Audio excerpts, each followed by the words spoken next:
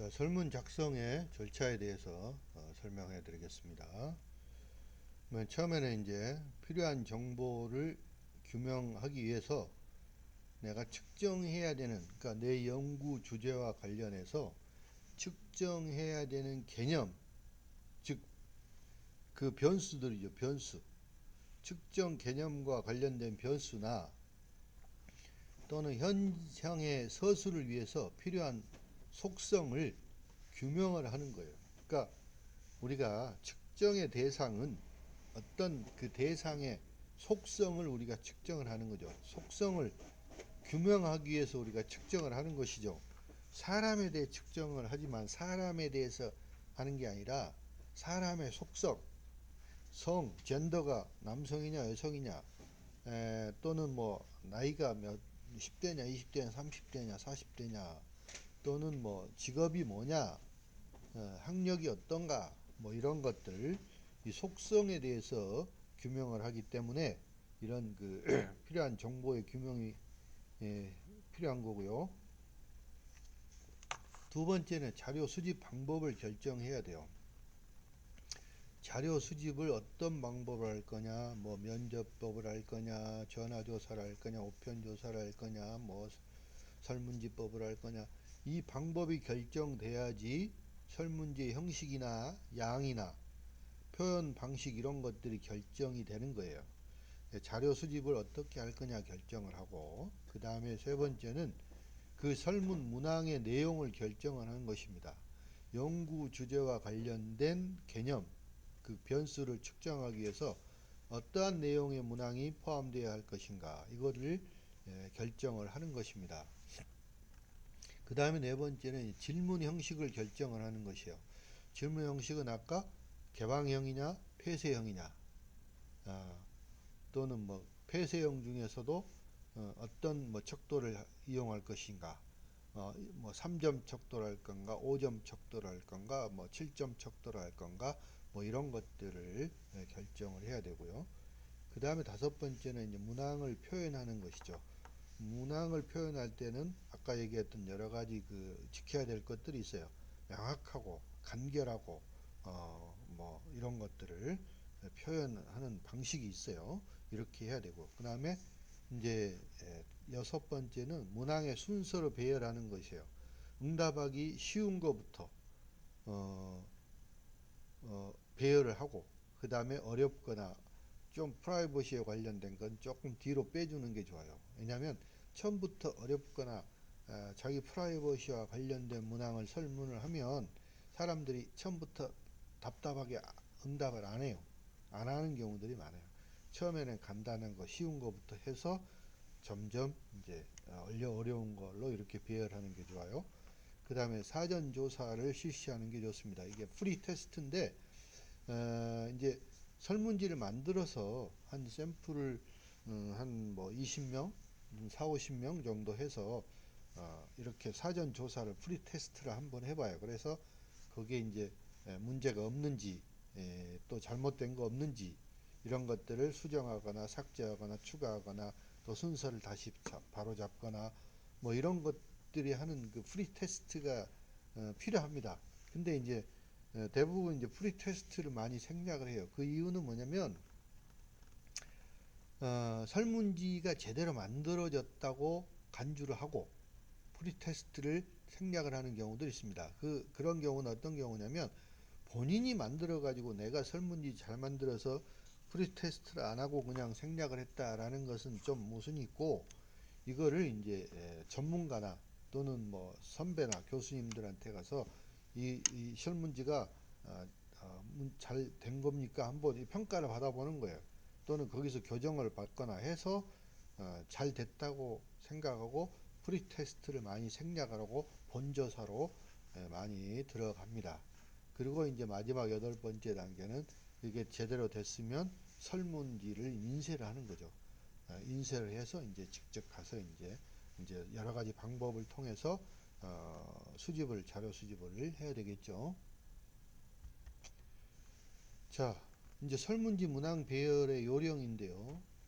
이제 아까도 얘기했지만 쉽고 이런 거부터 어려운 걸 뒤로 이렇게 보내는 경우들이 많이 있어요. 순서를 그렇게 하는 게 좋아요.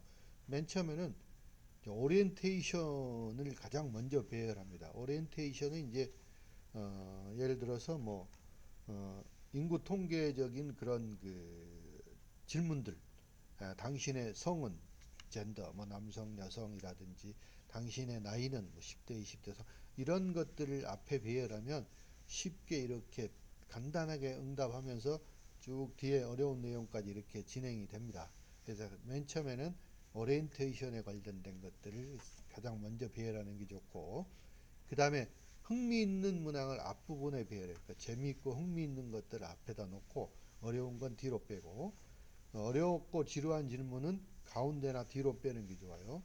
그 다음에 질문 내용이 심각하거나 민감한 부분은 또 뒤로 빼는 게 좋고요. 그 다음에 인구 통계학적 배경, 아까 얘기했던 뭐 젠더나 또는 뭐 학력이나 뭐, 뭐 소득이나 뭐 이런 것들은 어, 맨 앞에 하는 설문지들도 많이 있고요. 아니면 맨 뒤에 빼는 경우들도 있어요. 이거는 이제 본인이 편의대로 하면 좋아요. 앞에나 또는 맨 뒤에. 그 다음에 질문의 내용의 범위가 넓은 질문에서 범위가 좁은 질문 쪽으로 이렇게 배열을 해 나가야 돼요. 예를 들어서 당신은 흡연을 합니까? 그러면은 뭐 예, 아니요 이렇게 넓게 물어보고, 그 다음에 이제 좁게 들어가서 그러면 담배는 뭐 일주일에 어느 정도 핍니까? 또는 하루에 얼마를 핍니까? 이렇게 이제 질문을 좁혀서 이렇게 배열을 하는 게 좋아요. 그 다음에 마지막은 다음 문항에 미칠 영향을 고려해서 배열 순서를 결정하는 것입니다. 그러니까 같은 주제인 경우에는 같은 이렇게 문항으로 이렇게 묶어서 이렇게 배열하는 것이 응답하기에 훨씬 더 편하다는 거죠. 그 다음에 질문에 표현하는 요령인 여러 가지가 있습니다. 이거 잘 한번 들어보기 바랍니다. 18가지 정도를 내가 예시를 해놨습니다. 첫 번째는 표현은 명확히 해야 된다. 표현을 명확히 해야 돼. 애매모호하게 표현하면 안 돼요. 명확하게, 간략하게 해야 되고, 두 가지 내용을 하나의 질문에 포함시키면 절대 안 됩니다. 두 가지 내용. 당신은 뭐 흡연이나 음주를 하십니까? 이렇게 두 가지 내용을 한꺼번에 포함시키면 안 되고요. 어려운 용어는 사용하지 말아야 됩니다. 가능하면 쉽고 그런 그 알아듣기 쉬운 용어를 사용하는 것이 좋아요. 물론 전문가들에게 하는 설문은 어려운 전문 용어를 사용해도 상관이 없습니다만은 보통 일반 사람들이 하기 때문에 쉬운 용어 이런 걸 사용하는 게 좋아요. 그 다음에 부정이나 이중 부정적인 표현을 사용하지 않는 게 좋습니다.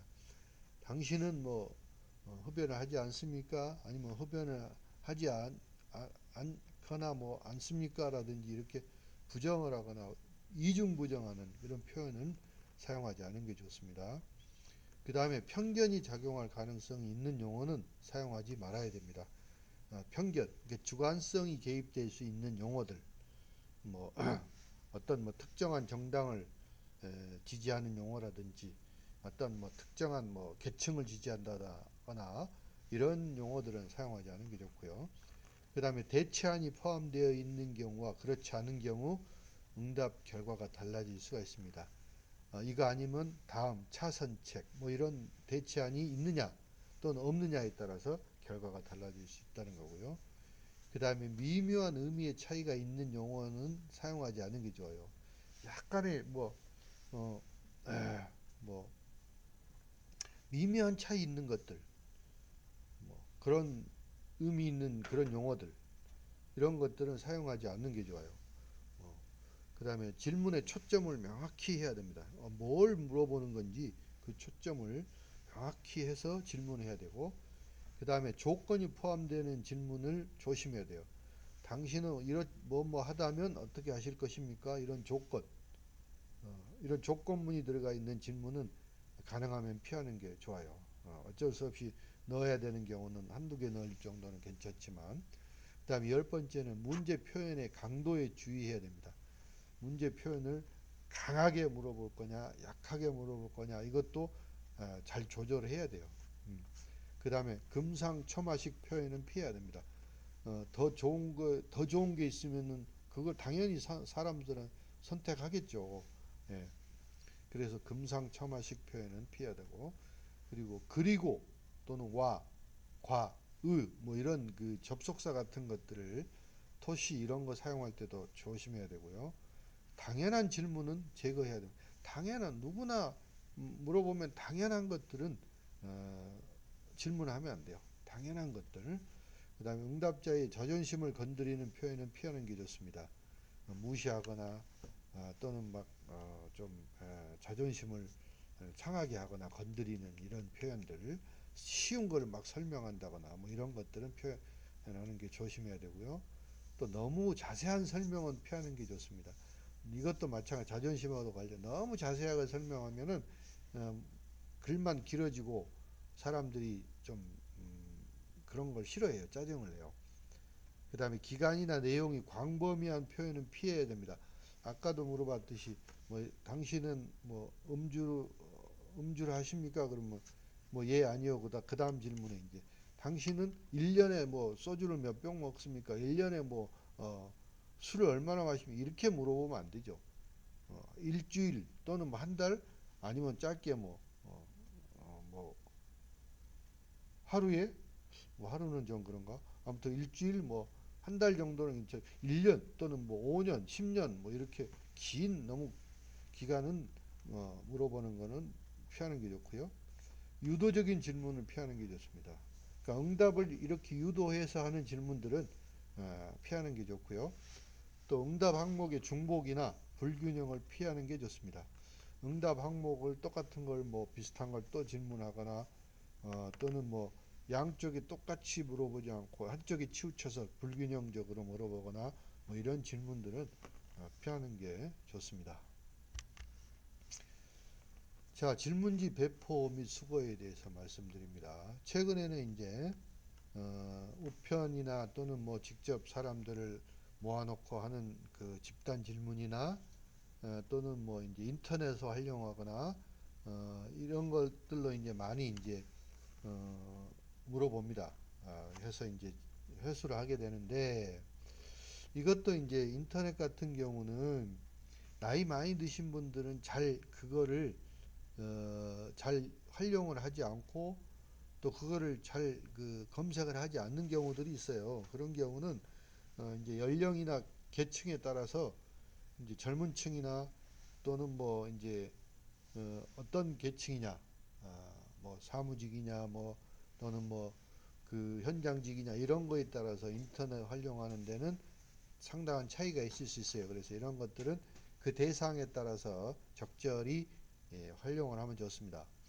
회수율을 높이기 위해서는 먼저 응답을 요청한 안내문을 먼저 보내는 게 좋아요. 이러이러한 뭐 설문을 좀 하고 싶은데 응답을 좀 부탁하겠습니다. 라든지 이렇게 안내문을 먼저 보내고요.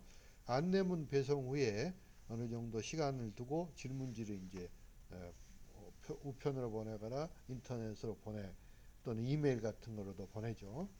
그 다음에 응답자 편의 제공 아이디어를 활용합니다. 응답자들이 편하게 응답해서 다시 보낼 수 있도록 여러 가지 생각들, 아이디어 같은 것들을 많이 활용하는 게 좋고요.